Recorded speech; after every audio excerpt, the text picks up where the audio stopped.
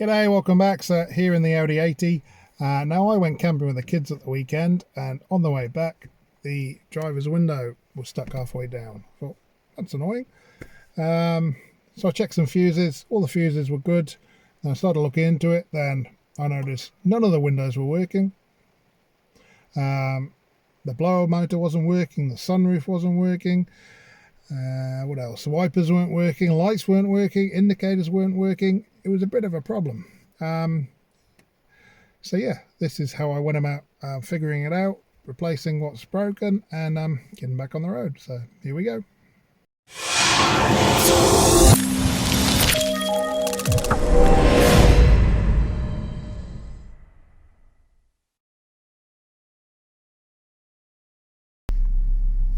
Right, engine starts and runs, dashboard illuminates, stereo works. However, the radio still works. Funny as that may seem, with all this mess, that the radio is the only thing that's really working good, and it's as clear as a bell. Don't ask me how. Auxiliary cigarette lighter works. Fan doesn't work. Indicators don't work. But hazards work. So lights aren't. Got no fog lights. Got no heated. What's it? No. What else doesn't work? Windows don't work. Mirrors don't work. Sunroof doesn't work. But lights work. So yeah, all the things that you can use with the engine off still work, like hazard lights. None of the things that work with the engine on or in the accessory position work. So blower motor, wipers, etc. Lights, so put the lights on, I'll show you what we got.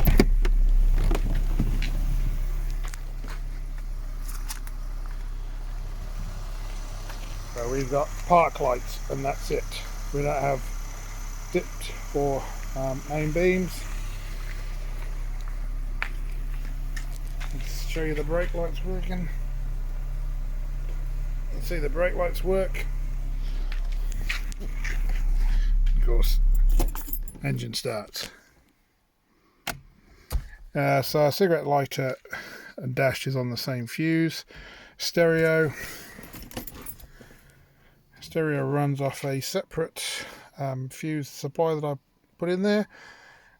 So yeah, anything that's switched doesn't work. Everything else works fine. Which makes you wonder, is it the ignition switch? So let's do a wee bit of testing and see. Right, so if you take out the dash panel from under the driver's side, you can see a fair bit of the stuff. You can see our ignition switch is there. If we reach up and pull the... we do that from here. We reach up and pull the connector off, and we'll see what wires we got over there. So we got a big black wire, looks like a big earth. Don't know what's got a red wire running off it. So we got some wires over there. Let's see if we can figure out what's what and go from there.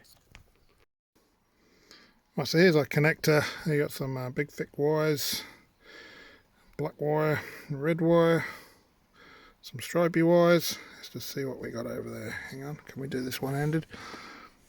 Right, so we go for first one. That's the ground. That's 12 volts. I think that's what we're after. That one there. That yellow and black stripy. If we give it some power, we get a click, and then guess what? We've activated the relay. So once you power the car off, there's a delay. So that suggests that that's working fine. Can we shut the roof? I didn't really explain the diagnosis too well in the video, but essentially everything that didn't work were items that run off the ignition on, not relating to the engine itself, but the ignition on position. We saw on the switch we had our 12 volt inputs, and we saw that if we energize the the switch side of the circuit, everything worked as it should. So it was fairly clear that it was the switch. So just clear that up. I didn't have a wiring diagram to hand to show you how it all went, but so many things that didn't work. It had to be something common. They're all on separate circuits, separately fused. It's either going to be a common ground or a common switch, and we looked at the switch, no common problem, and that was that. So too easy.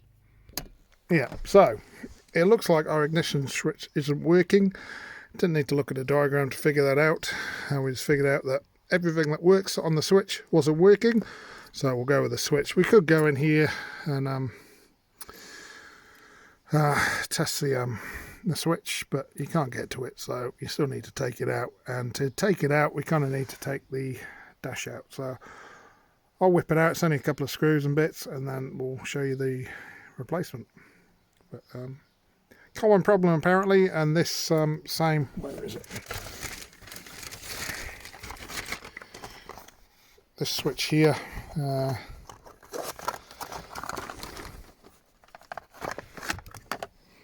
is common across a lot of Audis, VWs, so Audi 80, 90, Coupe, 100, 200, A6, A8, Volkswagen Golf MK4, some Skodas, Porsche 911.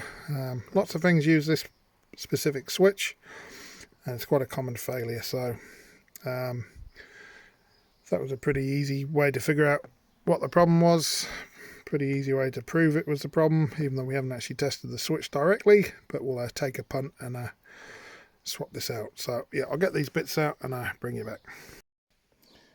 Alright, so I've just pulled the dash out of the way. Got this nice big hole here, and as you can see, there's our switch. See those red blobs there? That's the factory tamper-proof stuff. So this is the original switch from 1994. So we're going to scrape that out, and we can loosen some screws and slide that out.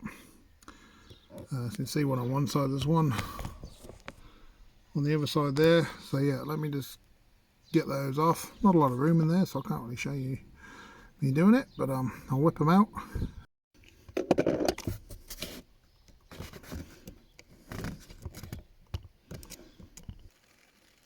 So you just need to loosen these. You can see they're just a wee flat head.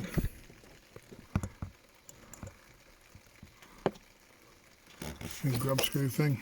You see that? One on the other side's a wee bit trickier to get to, but it should be loose almost.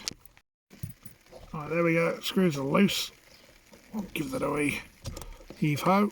Out she comes. And there's our switch. Now if we compare the old one on the right, new one on the left, we got terminals that look like they're in the right place. Yeah, sure. Is there a date on that one? Made in West Germany. You see the old one's got a big crack in the front there. It's probably not helping it much.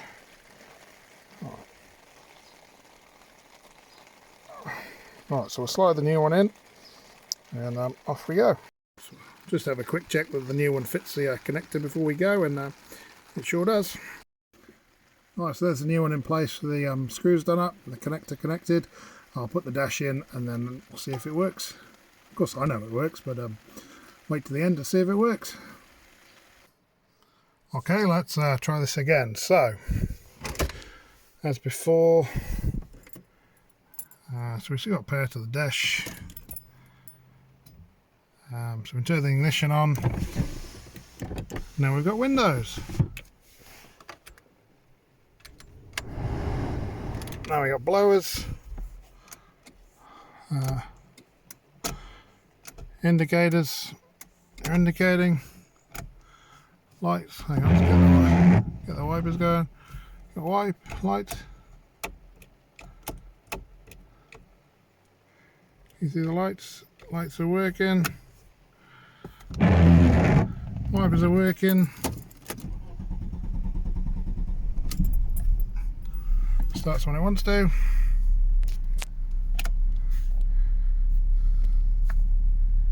Job done. lean at idle.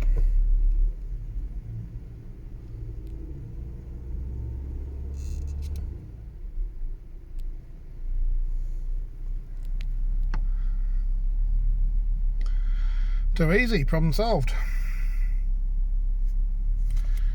So, if you've lost some of the electrics and all your fuses are good, chances are there's this wee fella in your older Audi, older Porsche. So yeah, not a bad job. Of course it started raining as soon as I started doing that. It's starting to get dark, life's starting to suck a wee bit, but anyway, job done. So just looking at the old switch here, I've just kind of pulled it to pieces, and you see it's pretty burnt up on that contact. I think one of the others was a wee bit burnt, but that seems to be the problematic one. I suppose you could have taken it to pieces and cleaned it up, but it's had 28 years of switching this thing, so it's allowed to go in the car park graveyard, or the bin as we call it. I think that one was a wee bit, got a few marks on it too, but no, that's definitely the burnt one. That was that. It's a fairly common problem on this particular, well, with this kind of switch, so yeah, definitely worth looking at if you're having weird electrical issues, non-start issues, stuff that isn't working. Obviously diagnose it, but yeah, this could well be your problem. So yeah, too easy. Comment, like, subscribe. We'll see you for whatever's next. Cheers.